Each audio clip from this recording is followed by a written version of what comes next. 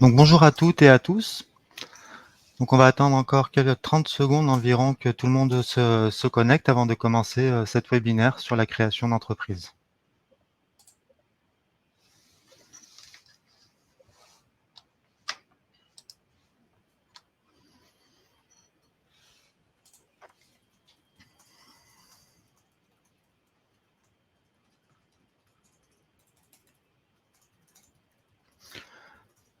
Donc les semaines de l'évolution professionnelle destinées aux entreprises, salariés du privé et indépendants se déroulent du 4 au 15 octobre 2021.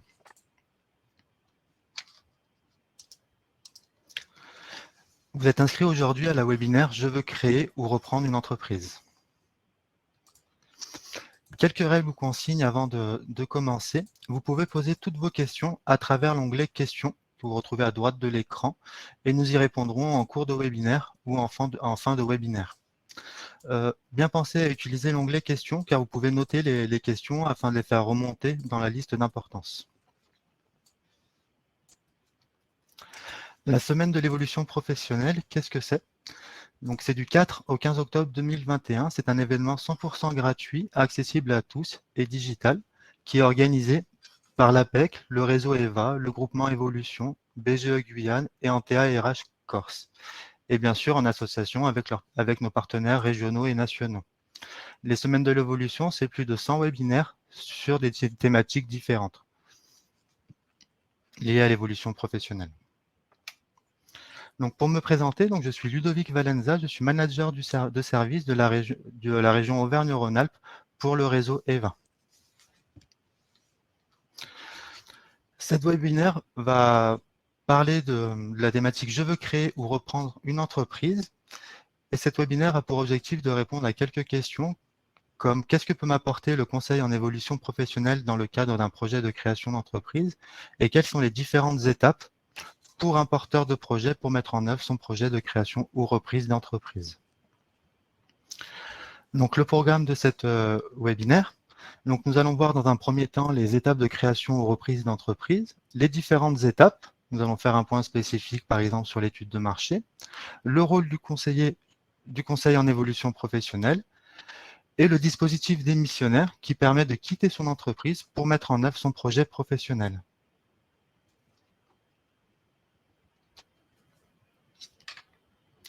Les étapes de la création-reprise d'entreprise.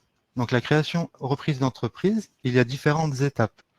Il y a tout d'abord une étude de marché à réaliser, des documents comptables, un prévisionnel comptable, donc un projet à chiffrer, les statuts juridiques, quelles aides peuvent me servir à mettre en œuvre mon projet de création d'entreprise, qu'est-ce que c'est devenir chef d'entreprise, donc j'ai une idée de création d'entreprise et le fait de passer chef d'entreprise. Quelles sont les conséquences? Et bien sûr, l'aspect réglementaire, aussi bien lié au secteur d'activité, lié aux ressources humaines ou autres. Lors d'un projet de création ou reprise d'entreprise, ce qui est important, c'est d'articuler son projet avec son projet professionnel. C'est utiliser une bonne méthode ou différentes méthodes avec différents outils pour concevoir son projet.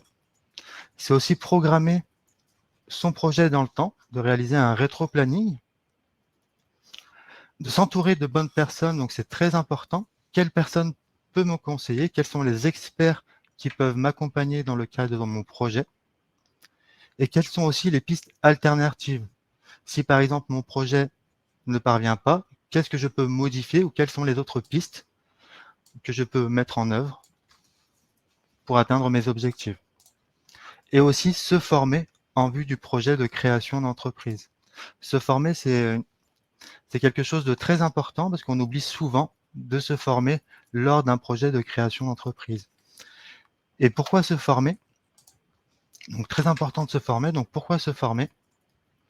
C'est parce que lorsqu'on a l'idée du projet, lorsqu'on est créateur, lorsqu'on est porteur de projet, et que lorsqu'on devient chef d'entreprise, on a des compétences à développer ou à mettre en place.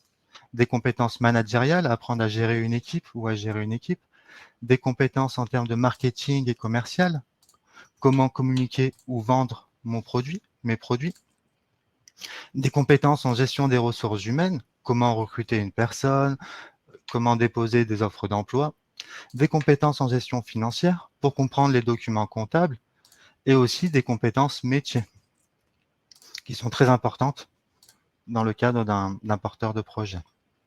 Et l'objectif du conseil en évolution professionnelle, donc l'objectif du CEP, donc l'objectif CEP, donc l'accompagnement pour valoriser ou développer ses connaissances, déterminer un parcours de formation si nécessaire, et aussi l'objectif du conseil en évolution professionnelle, c'est de travailler sur l'adéquation personne, projet, compétences, et ainsi valoriser son projet.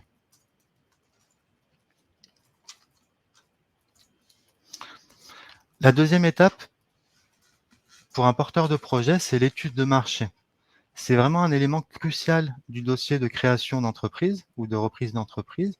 Pourquoi? Parce que ça va déterminer la faisabilité ou la viabilité d'un projet. Et l'étude de marché, ça consiste en quoi? La première étape, c'est d'étudier le marché, donc c'est l'environnement, le secteur d'activité, quelles sont les tendances au niveau national, quelles sont les tendances au niveau local du secteur d'activité. Les attentes et besoins du consommateur, quels sont les moyens, quelles sont les dépenses, les consommations des consommateurs, quel est le budget moyen du consommateur pour tel ou tel produit, les forces et faiblesses des concurrents afin d'adapter ses stratégies commerciales et de s'appuyer sur les forces des concurrents, et aussi l'étude de la réglementation, les différentes règles. Certains secteurs d'activité sont régis par des obligations.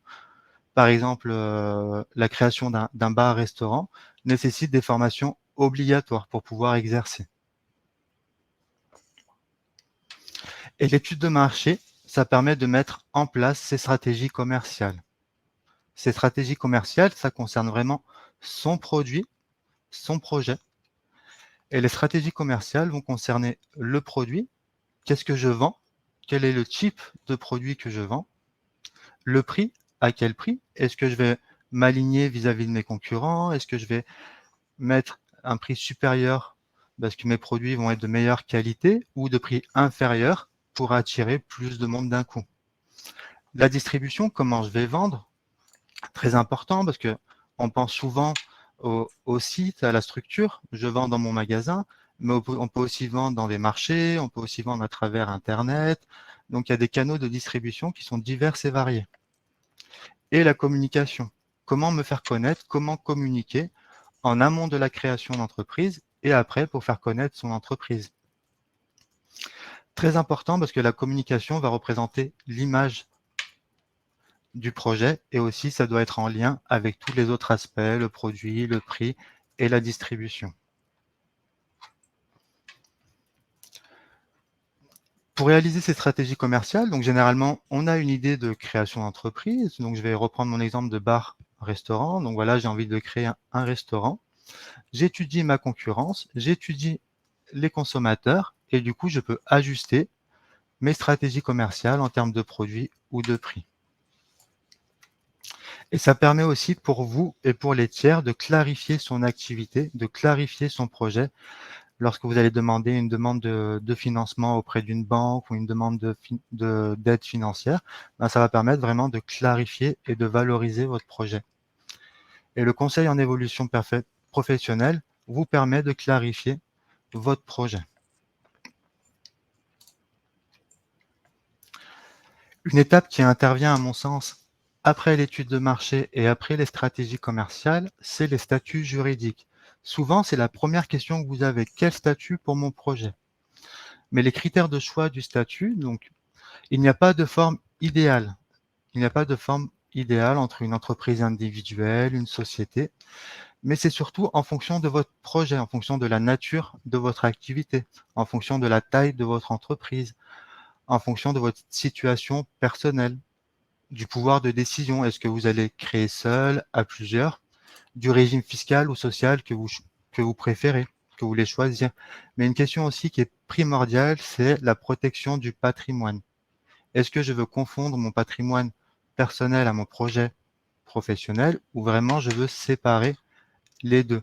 C'est très important de mener une réflexion sur les statuts juridiques avec des experts pour se poser les bonnes questions et choisir le bon statut juridique.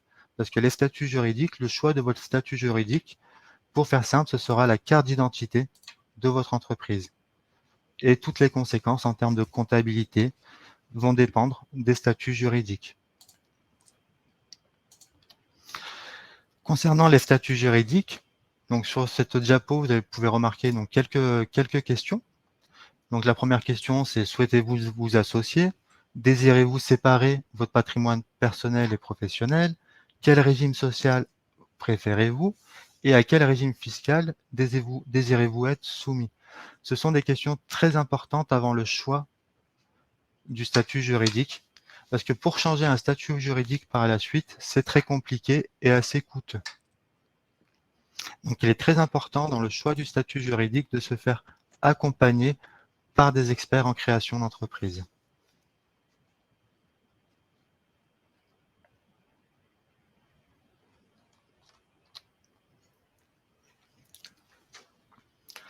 La dernière partie qui est obligatoire lors d'un projet de création d'entreprise, c'est les documents comptables. C'est de réaliser un prévisionnel sur 3 ans. Un compte de résultat prévisionnel qui va retracer les dépenses et les recettes de fonctionnement. Donc, exemple de dépenses, l'électricité, le loyer, les outils de communication, les canaux de distribution. Donc, il est très important lorsque vous établissez vos stratégies commerciales de prendre des devis, de récupérer des prix, des coûts, afin de réaliser vos prévisionnels et de gagner du temps. Et les recettes, c'est les différences, c'est les possibilités de chiffre d'affaires que vous allez réaliser lors de votre activité. Attention, les recettes peuvent avoir une influence sur les statuts juridiques. Si vous dépassez un certain plafond, vous êtes obligé de passer en société. Et l'imposition du compte de résultat prévisionnel, donc le compte résultat prévisionnel va déterminer un bénéfice ou une perte d'activité. Et si vous êtes en société, ça va dépendre de ce résultat-là. Le bilan prévisionnel, où là c'est plus le patrimoine de l'entreprise, la valeur de votre entreprise, de votre société. Donc c'est tout ce qui est lié on va dire au bâti, au matériel, aux emprunts, aux dettes. Le plan de financement, c'est quelque chose de primordial, c'est comment je finance mon projet. Quels sont les moyens, mon apport pour financer mon projet? Est-ce que je dois faire un crédit? Quel est mon apport? Quel est mon capital? Quelles sont les aides financières que je vais avoir pour mettre en œuvre mon projet? Donc ça, c'est le plan de financement et c'est très important. Le budget de trésorerie qui n'est pas forcément obligatoire mais indispensable à mon sens. Pourquoi? Parce qu'en fait, c'est votre trésorerie. C'est ce que réellement vous avez en termes de monnaie, d'argent à la fin du mois. Donc généralement, c'est mensualisé. C'est quelque chose qui se calcule TTC. Généralement, c'est total recette moins total dépense. Mais là, des experts peuvent vous accompagner à la mise en œuvre, à la création de ces documents. D'où le rôle du CEP, du Conseil en évolution professionnelle, afin de vous orienter vers les bons interlocuteurs. Et après, il existe les indicateurs financiers qui vont déterminer le niveau de rentabilité de votre entreprise, la viabilité et la faisabilité de votre entreprise.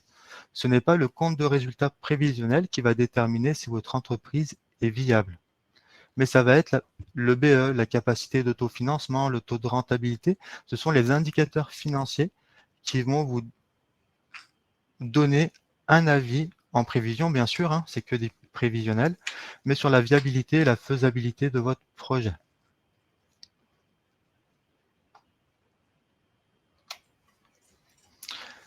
Les aides à la création et reprise d'entreprise, donc généralement ça se construit tout au long du projet. Donc il existe différents types d'aides, différents niveaux d'aide. Vous avez les aides qui sont liées au financement de l'entreprise, donc le réseau Entreprendre, l'ADI, Initiative, donc c'est régionalisé. Initiative, c'est les départements, c'est au niveau départemental, donc vous allez avoir Initiative Cantal. France Active, c'est au niveau régional, donc vous avez un France Active par région, et la GFIP. Vous avez aussi une aide LACRE, là, c'est une aide qui provient de l'URSSAF, mais là, ce n'est pas une aide financière. C'est une exonération de cotisation sociale. Vous avez aussi l'ARS, ou le maintien de l'ARE, donc là, par Pôle emploi. Donc l'ARE, c'est l'aide au retour à l'emploi. Donc j'y reviendrai après par la suite avec le dispositif démissionnaire sur les aides ARS et ACRE, parce que pour bénéficier de ces aides-là, il faut être demandeur d'emploi, être inscrit à Pôle emploi et bénéficier d'allocations chômage. Et vous avez aussi les aides aux investissements en fonction de votre lieu d'installation et de votre projet. Donc là, il existe énormément d'aides. Donc par exemple, dans la région Auvergne-Rhône-Alpes, en fonction de votre projet, de la localité de votre projet, en Auvergne-Rhône-Alpes, vous avez plus de 200 aides aux investissements en fonction de votre projet. Sur le site de la BPI, vous pouvez retrouver ces différentes aides.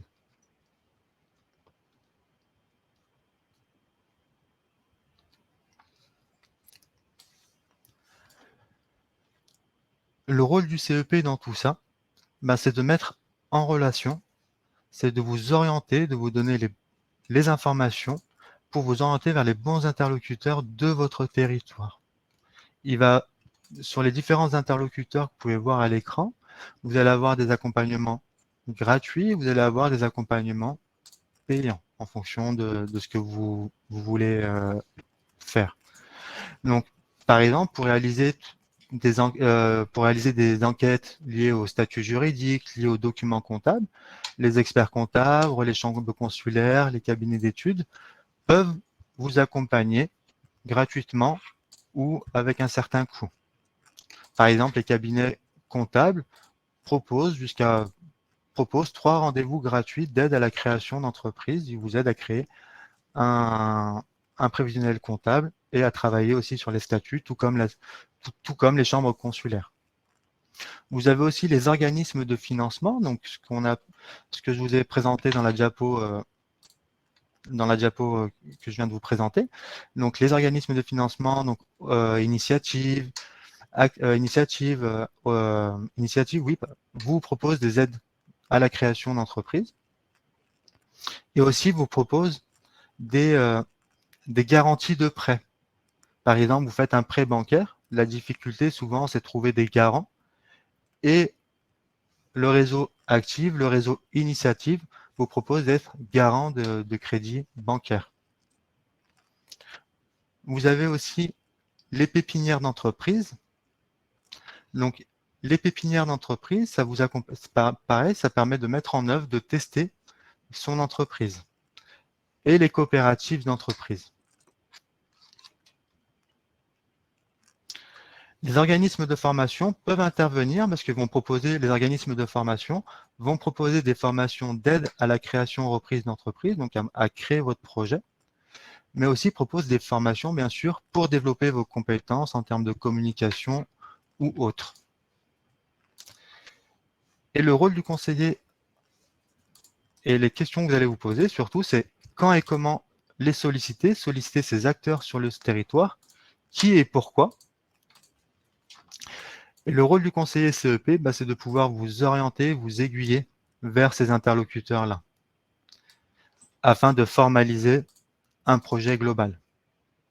Pour se mettre en situation, un petit exemple, vous avez un projet de création d'entreprise, le conseiller professionnel va vous orienter vers une chambre consulaire, vers les experts comptables, donc ne prendra jamais le choix à votre place. Il vous proposera toujours plusieurs possibilités et vous choisissez après, tout simplement, en fonction de votre projet. Et les experts comptables, et c'est vraiment de faire le lien, le fil conducteur entre toutes ces étapes du porteur de projet.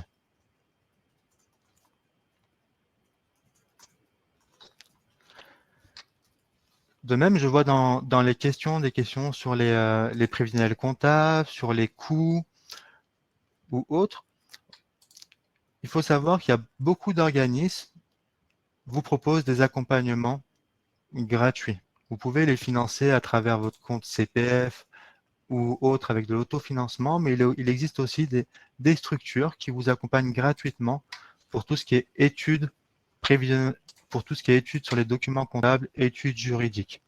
Après, ce sera un peu plus compliqué sur les questions qui sont en lien avec les études de marché. Sur Internet, vous allez pouvoir trouver des informations sur les études de marché, mais concrètement, il y a très peu de chances de trouver une étude de marché au niveau local, sur votre territoire. Exemple, j'ai un projet de création d'entreprise dans une zone rurale, il y a peu de chances qu'une étude de marché a été réalisée dans cette zone rurale. Donc souvent, une étude de marché va être complétée par des enquêtes terrain ou autres. Et le conseiller en évolution professionnelle peut vous fournir des outils, une méthodologie pour mettre en œuvre votre projet. Vous vous posez des questions pour mener une enquête auprès des bénéficiaires. Le conseiller en évolution professionnelle pourra vous aiguiller et ou vous donner des outils pour mener à bien votre enquête.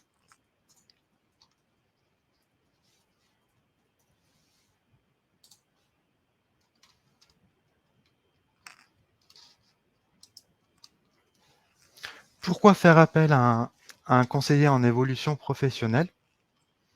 C'est vraiment pour être accompagné dans toutes les étapes de son projet de création reprise d'entreprise, afin d'avoir des outils, de la méthodologie, de travailler son projet, seul ou être accompagné ou être orienté vers des acteurs de votre territoire pour obtenir des informations, vérifier la viabilité, la véracité des informations que vous avez pu obtenir sur Internet ou autre. Il faut bien penser que sur Internet, vous allez trouver une multitude d'informations, souvent à contresens.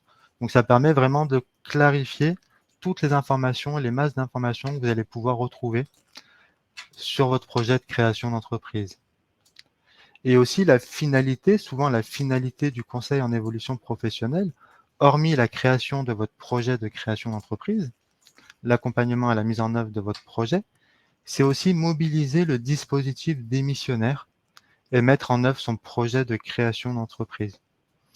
En effet, le dispositif démissionnaire permet de quitter son entreprise et de bénéficier de l'allocation retour à l'emploi, donc de l'allocation chômage de Pôle emploi, pour sécuriser son projet. C'est souvent la finalité d'un projet de création d'entreprise. Pour revenir sur le dispositif démissionnaire, donc le dispositif démissionnaire vous permet, comme je vous le disais, de bénéficier donc de l'ARE, donc de l'aide au retour à l'emploi, donc l'indemnité de Pôle emploi, pour la mise en œuvre de votre projet de création d'entreprise, à la différence d'une démission classique où vous ne bénéficiez pas de l'ARE pendant un délai de 4 mois. Pour bénéficier de ce dispositif, donc attention, il y a beaucoup de points de vigilance. Donc c'est bien sûr être en CDI, parce qu'on ne peut pas démissionner d'un CDD. C'est au moins avoir 5 ans d'activité salariée dans une ou plusieurs entreprises.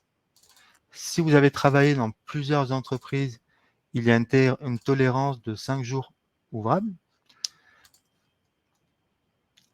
Avoir un projet de reconversion, donc un projet de reconversion, c'est avoir un projet de création et reprise d'entreprise et présenter ce projet à une commission paritaire interprofessionnelle régionale.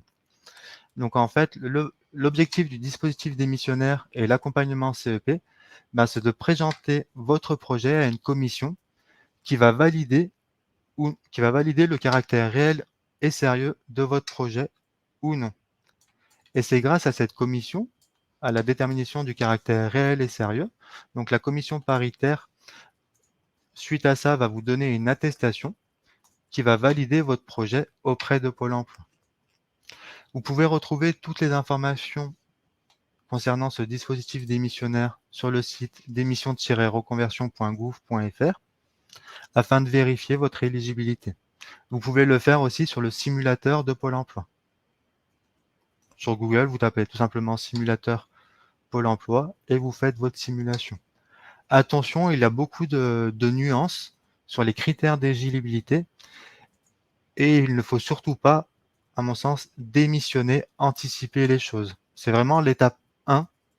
Je vérifie mon éligibilité avant de faire toute démarche liée à la démission.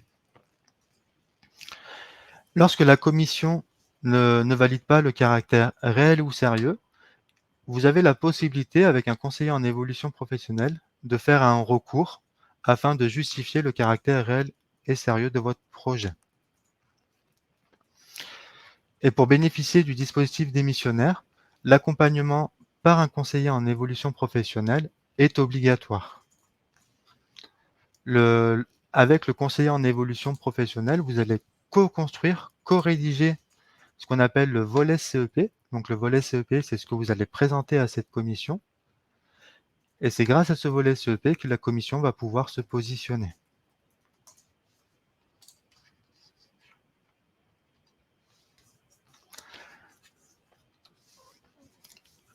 Qu'est-ce qu'un projet réel et sérieux pour la commission? Donc, en partant du bas, donc c'est vraiment l'adéquation personne-projet. D'où l'intérêt de travailler cette étape avec le conseiller en évolution professionnelle. Quelles sont mes compétences acquises avec mon parcours que je peux mettre à disposition de ce projet? La faisabilité de mon projet. Donc là, ça va être en fonction de votre étude de marché, de votre stratégie commerciale, de vos prévisionnels comptables. Les moyens que vous avez mis pour mettre en œuvre votre projet. L'application que vous avez pu mettre à la préparation de votre projet, votre implication, est-ce que vous avez fait des formations? Quels interlocuteurs vous avez rencontrés? Les documents comptables, est-ce que c'est vous qui les avez faits ou est-ce que ce sont vraiment des experts en comptabilité qui ont travaillé sur votre prévisionnel comptable? Bien sûr, les perspectives de réussite et de développement de l'entreprise. Très important ce critère de développement. Une entreprise, c'est une entité qui vit et qui a besoin de vivre avec son temps et d'évoluer. Donc les perspectives de développement, c'est très important d'y penser en amont aussi lors de la création de son projet. Et aussi, on peut considérer l'aspect innovant du projet. L'aspect innovant, ça ne veut pas dire les nouvelles technologies ou autres, hein, ça veut dire innovant sur son territoire.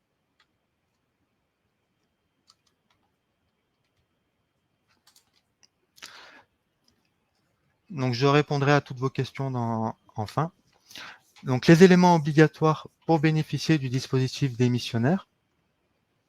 Donc c'est une étude de marché et un prévisionnel financier. Donc ce sont vraiment deux éléments obligatoires avec l'accompagnement avec un conseiller en évolution professionnelle.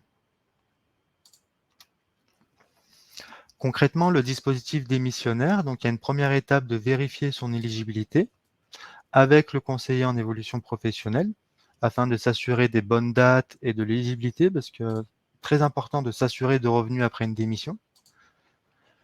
Donc prendre contact avec un conseiller en évolution professionnelle. Le volet CEP, donc le volet CEP, c'est ce que vous allez présenter à la commission. Donc là, généralement, c'est de la co-rédaction avec le conseiller en évolution professionnelle et le dépôt à la commission de transition pro, qui va valider ou non le caractère réel ou sérieux de votre projet. Suite à la commission, vous avez 6 mois pour vous inscrire à Pôle emploi et ainsi démissionner de votre entreprise. Attention au délai de préavis, à l'échéancier. Donc, dès que vous avez la motivation de créer votre entreprise ou de rentrer dans ce dispositif-là, contactez le conseil en évolution professionnelle pour sécuriser votre parcours.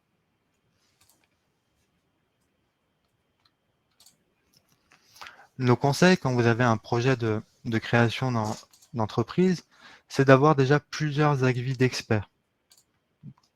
C'est très important d'avoir plusieurs avis, même d'un comptable, des statuts ou autres, experts, chefs d'entreprise. Très important de partager les avis afin de comparer.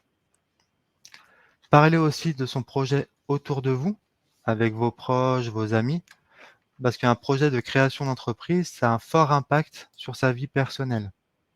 Passer de salarié à chef d'entreprise, ça a vraiment un impact en termes d'horaire de travail, en termes de rémunération, en termes de sécurité, tout simplement.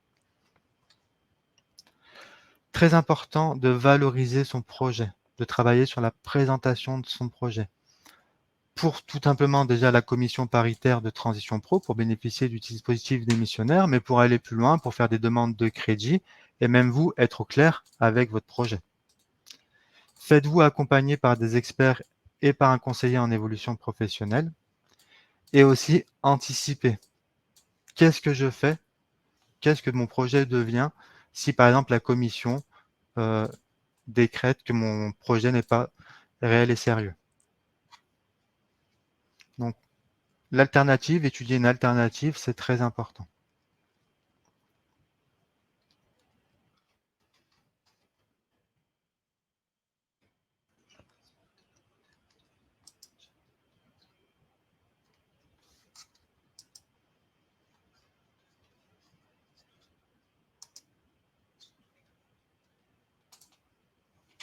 Donc, pour répondre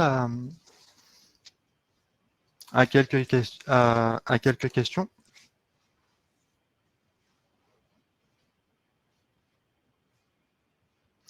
pour bénéficier d'aide à la création d'entreprise, il faut tout d'abord pour bénéficier du dispositif démissionnaire, il faut avoir un nouveau numéro d'immatriculation qui est situé en France. Que le projet soit en France ou à l'international, il faut que la création d'entreprise ait lieu en France.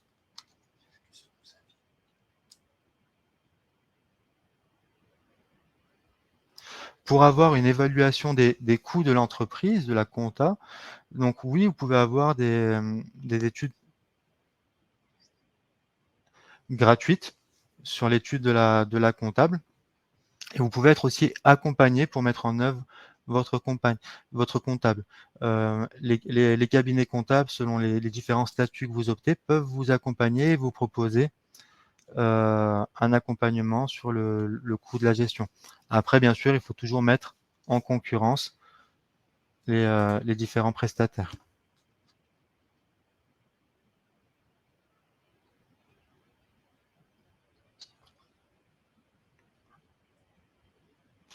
Donc, fusionnage, donc suite à votre question sur la partie communication et marketing,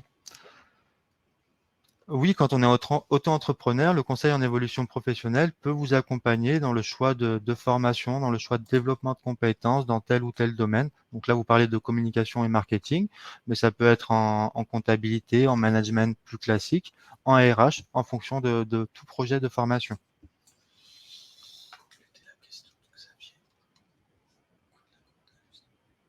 Alors, le coût de la compta, pour venir à la question de Xavier, le coût de la compta, ça va être variable en fonction du nombre de factures que vous allez émettre par mois, de votre statut, du cabinet comptable et aussi de ce que vous allez faire en termes de comptabilité et ce que vous laissez au cabinet comptable. Donc vraiment, le coût, c'est vraiment c'est quelque chose, le coût de la comptabilité, c'est vraiment quelque chose de particulier et c'est vraiment en fonction de ce que vous demandez à faire à la compta. Parce que vous pouvez très bien, même si vous êtes en société et vous avez des compétences, vous pouvez très bien faire vous la comptabilité et après faire valider vos comptes à un comptable. Et là, les coûts seront beaucoup moindres. Seront moindres.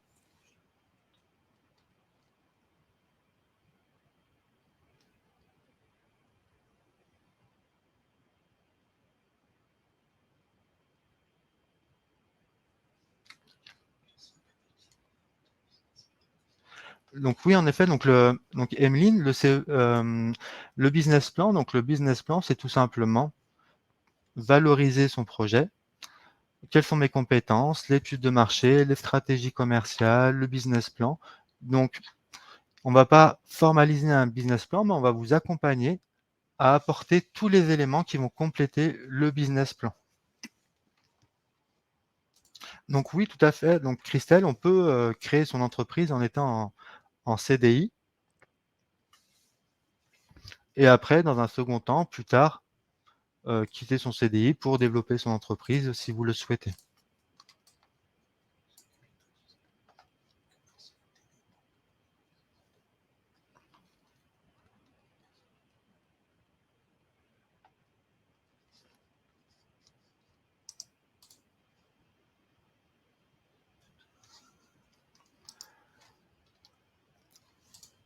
Donc en attendant que n'hésitez pas à poser des questions. Donc pour, euh, pour avancer sur la présentation. Donc le conseil en évolution professionnelle, c'est quoi? Donc c'est un accompagnement gratuit, confidentiel, neutre, accessible pour tous et impartial.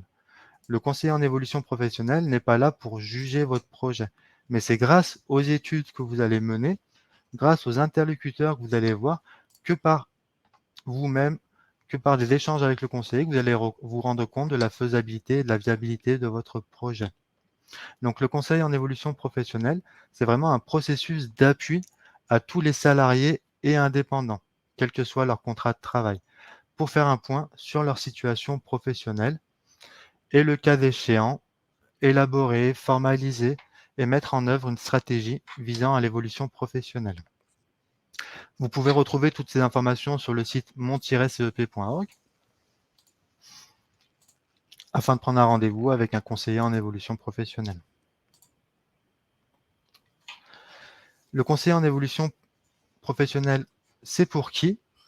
Donc, c'est vraiment pour tous les actifs. Après, ça va vraiment, l'opérateur qui vous accompagne dans le cadre du conseil en évolution professionnelle va dépendre de votre profil. Donc, par exemple, pour les salariés du secteur privé et travailleurs indépendants, ça va être des opérateurs privés, comme le réseau EVA dont je fais partie. Pour les cadres, demandeurs d'emploi ou non, ce sera l'APEC. Pour les demandeurs d'emploi, c'est Pôle emploi qui réalise l'accompagnement CEP. Pour les moins de 26 ans, ce sont les missions locales. Et pour les personnes en situation de handicap, c'est Cap Emploi qui accompagne dans le cadre du conseil en évolution professionnelle. Donc, l'accompagnement CEP, c'est vraiment destiné à tout le monde. Quel est l'objectif du conseil en évolution professionnelle? Donc, c'est l'élaboration, la formalisation et la mise en œuvre d'une stratégie qui peut varier selon la situation, selon votre projet. Vous avez des questionnements sur l'évolution professionnelle, vous avez des questionnements sur des développements de compétences, des questionnements sur la reconversion ou les transitions professionnelles, la reprise ou la création d'activités, la certification professionnelle ou même la mobilité interne ou externe.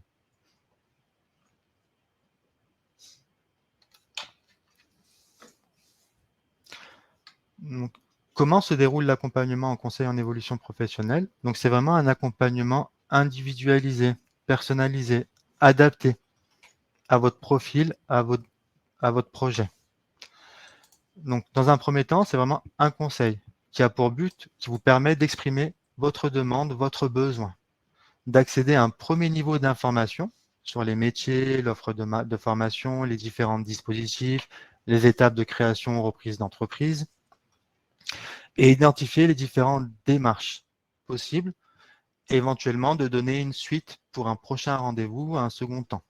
Donc, c'est vraiment le premier rendez-vous avec un conseiller en évolution professionnelle. C'est vraiment un temps d'échange qui permet d'établir un diagnostic et de problématiser sa demande. J'ai un projet de création d'entreprise. Voilà où j'en suis. Quelles sont les étapes qui me restent à faire? Et après, dans un second temps, il y a vraiment un accompagnement personnalisé qui permet d'accéder à toute l'information utile à l'élaboration de votre projet, à l'analyse et à la faisabilité de votre projet. Et c'est construire vraiment un plan d'action pertinent et c'est aussi être accompagné dans la mise en œuvre de son projet. Donc, c'est un accompagnement qui se fait généralement en plusieurs temps en 2 niveaux. Comment prendre un rendez-vous avec un conseiller en évolution professionnelle? Donc, il suffit tout simplement d'aller sur le site www.mon-cep.org et de cliquer sur « Je m'informe et je prends rendez-vous ».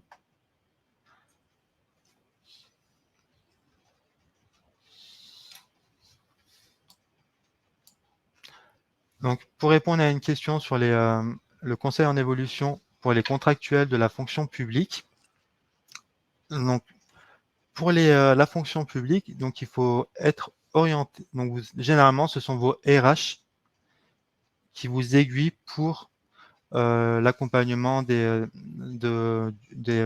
contrats publics, de la fonction publique. Et généralement, c'est votre direction territoriale qui met en œuvre le CEP dans la fonction publique.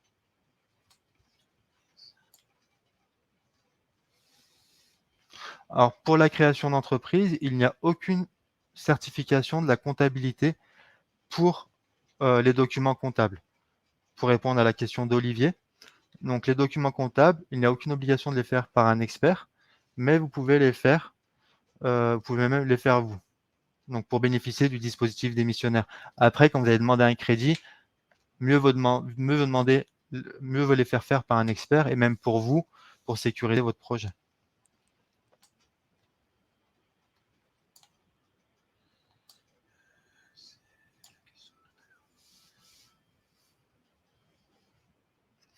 Alors, pour répondre à la question de Christelle, donc, si je suis déjà en entreprise et je souhaite créer une nouvelle entreprise, une micro-entreprise, donc ce n'est pas possible. Vous ne pouvez pas avoir deux auto-entreprises. Par contre, ce sera toujours avec le même statut, le même numéro d'immatriculation, mais c'est juste une diversification d'activités. Mais vous ne pouvez pas avoir deux entreprises auto-entrepreneurs. Vous pouvez être auto-entrepreneur et une société, mais vous ne pouvez pas avoir deux entreprises individuelles. Pourquoi? Parce qu'elles sont affectées à votre patrimoine personnel. Pour faire simple, vous faites que un avec vos entreprises.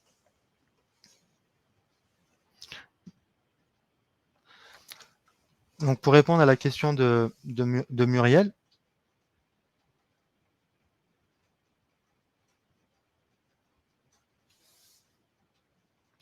donc pour répondre à la question de Muriel, donc pour votre question, si je comprends bien, vous faites partie de la fonction publique.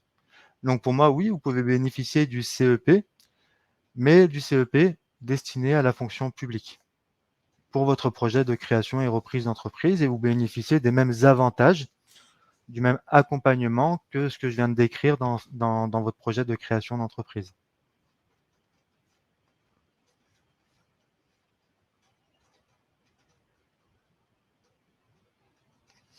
Donc, pour répondre à la question de Francesco, sur la séparation de patrimoine, c'est vraiment votre statut juridique qui va déterminer la situation, la séparation entre votre patrimoine personnel et votre patrimoine professionnel. Très important cette question, surtout quand il y a des investissements. Pourquoi? Parce qu'en cas de faillite, si vous ne séparez pas votre patrimoine privé que votre patrimoine professionnel, ben, en cas de faillite, comme tout est regroupé, si vous êtes en auto-entreprise, du coup, c'est votre patrimoine personnel qui fait foi.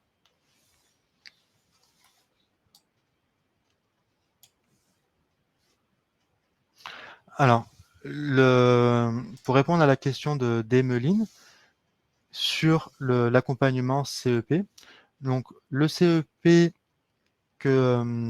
alors la version du CEP, donc le CEP, il y a eu une réforme en 2018 et le CEP a été réformé depuis le 1er janvier 2020. Donc par exemple, les opérateurs privés, comme le réseau EVA, nous délivrons le conseil en évolution depuis le 1er janvier 2020.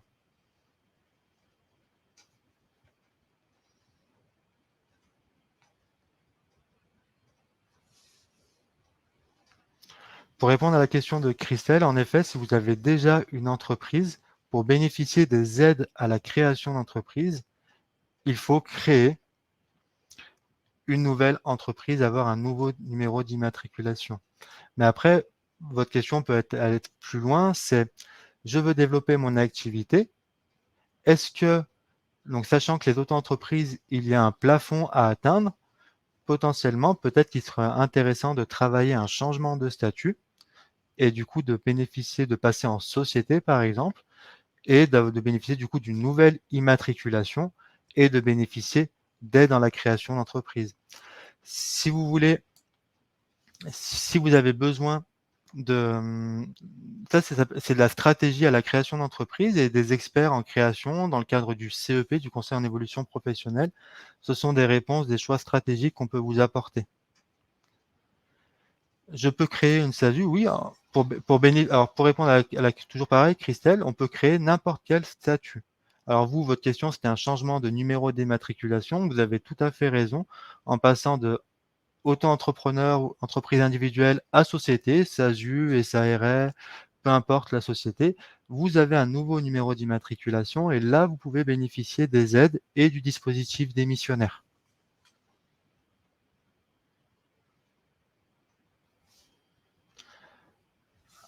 Alors, pour répondre à la question de Christelle concernant le statut d'auto-entrepreneur et la séparation du patrimoine perso et la séparation du patrimoine professionnel,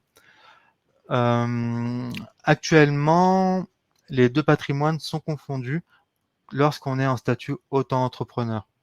Pour le moment, les textes de loi ne sont pas passés, donc c'est difficilement prévisible de savoir si plus tard il y aura une séparation entre le patrimoine privé et professionnel en tant qu'auto-entrepreneur.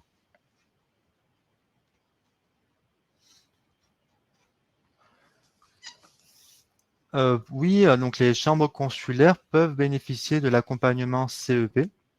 Donc pour répondre à la question de Sandrine, donc les chambres consulaires, donc les chambres de commerce et d'industrie, les chambres de métier, les chambres d'agriculture, mais ça va être en fonction de votre chambre à vous, parce que je sais que euh, le, surtout pour bénéficier du dispositif démissionnaire, certaines chambres ont une auto-assurance chômage et vous ne pouvez pas bénéficier du dispositif démissionnaire. Mais d'où l'intérêt de contacter un conseiller en évolution professionnelle afin de vérifier votre éligibilité aux différents dispositifs.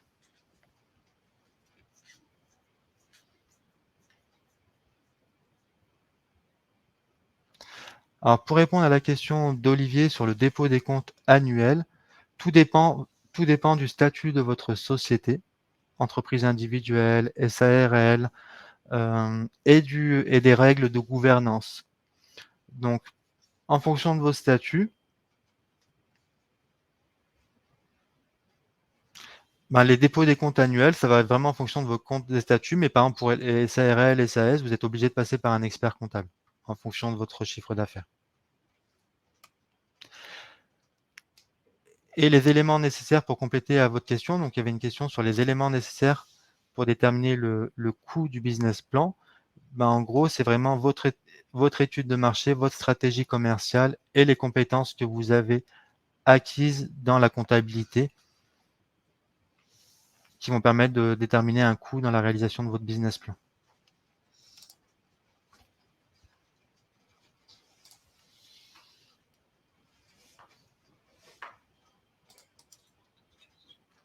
Donc pour le moment, je ne vois pas d'autres questions.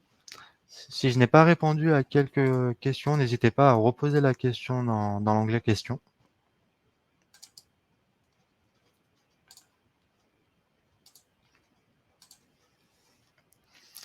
Donc, merci pour votre écoute et le replay de cet webinaire sera disponible. Ah, je viens de voir.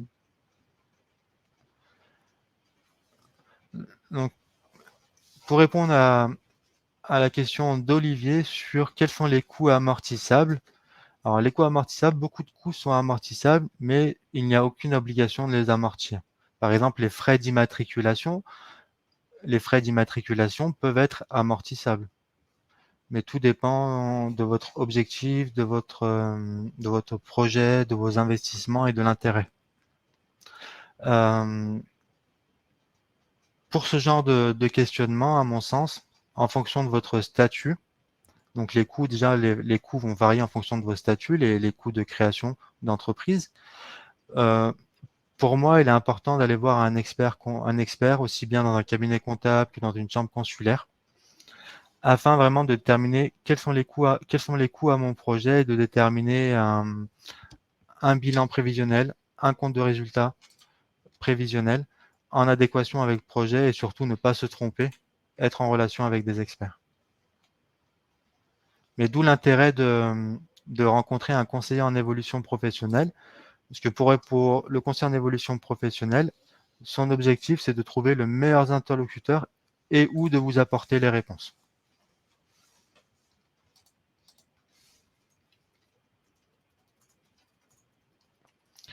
Et les coûts qui sont amortissables, généralement, ce sont les coûts, ce sont des produits qui durent sur du long terme, un ordinateur, une voiture ou autre.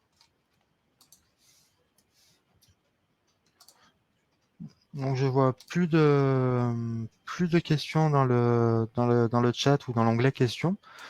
Donc je vous remercie pour votre écoute et vous pouvez retrouver le replay de cet webinaire sur www.semaine-évolution-professionnelle.fr. Je vous remercie pour votre participation et au revoir.